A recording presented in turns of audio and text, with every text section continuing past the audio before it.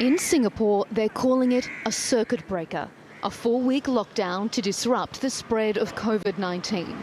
The city-state had been held up as an example of how strict tracking and testing measures could slow the virus's spread.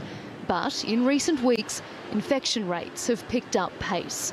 The government says it has no choice but to close schools and all non-essential businesses.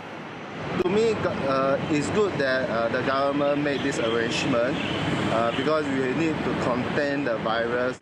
Probably if done earlier, today we were witnessing less spread. Look at what happened in the last 10 days. Like in numerous other countries around the world, residents are now being urged to stay at home wherever possible.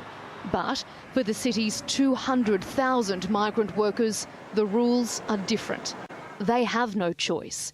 For 14 days, they aren't allowed to leave their rooms. Some recent outbreaks have been traced back to migrant worker dormitories. The government says isolating them will protect the broader community, but insists the workers are still being paid and receiving food and medical care. The government gives everything. The government gives us everything. The money, my salary, it hasn't been cut. Every day my salary is given to my company. They also give us food.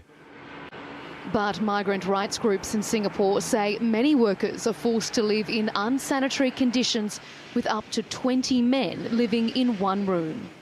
We fear, though, that if the dorms are not, if the density of the dorms are not lower, if the density is not lower, if the men are not thinned out, infection in many of the dorms will rise.